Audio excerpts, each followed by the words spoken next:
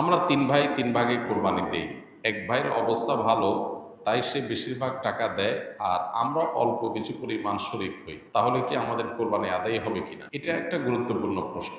কোরবানি দেওয়ার ক্ষেত্রে বিশেষ করে যখন ভাই ব্রাদাররা মিলে কোরবানি দেন, তখন এরকম পরিস্থিতি তৈরি হয়। একটা গরুর দাম ধরুন ৭০,০০০ টাকা। তো এক ভাই, তার উপার্জন অনেক কম, সেজন্য সে ৫,০০০ টাকা দিস, আর বাকি টাকা যেটা আছে সেটা হয়তো বাকি ভাইরা দিস। কোরবানি হবে কিনা? উত্তর হলো কারোর কোরবানি হবে না। কোরবানিতে যে কোনো একটা পূর্ণ অংশ নিতে হবে। ৭ ভাগের একটা পরিপূর্ণ অংশ, ৭ ভাগের ১ ভাগ, ৭ ভাগের ২ ভাগ, ৩ ভাগ, ৪ ভাগ, সর্বনিম্ন ১ ভাগ নিতে হবে। ভগ্নাংশ নেওয়া যাবে না, অর্থাৎ ১ ভাগেরও অর্ধেক নেওয়া যাবে না। ২ ভাগ মিলে ১ ভাগ নিয়েছে, হবে না। তখন সেটা গোস্ত খাওয়া হবে।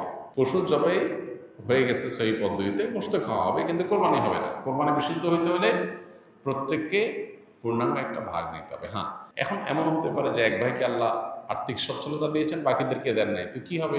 তখন সচ্ছল যিনি, তিনি তার পক্ষ থেকে কোরবানি দিয়ে বাকি সবাইকে, সবার পক্ষ থেকে দিবেন যে ঠিক আছে, তোমার পক্ষ থেকে একটা শেয়ার, তুমি টাকা দিলা না, আমি তোমারটা দিয়ে দিলাম, এটা হতে পারে। অথবা আরেকটা হতে পারে যে ঠিক আছে, তুমি অল্প টাকা কামাই করছো, মাত্র ৫,০০০ টাকা আছে, তুমি টাকা না দিলে তোমার কাছে ভালো লাগতেছে না, তুমি টাকা দিলে তোমার কাছে খুশি হবে, তো সেক্ষেত্রে ৫,০০০ টাকা তুমি আমাকে দিয়ে দাও। এটা কোরবানির শেয়ার না, আমি কোরবানিতে এটা লাগাবো, সেটা ভিন্ন বিষয়, বাট তুমি শেয়ার হিসাবে দিলে না, এটা হতে পারে।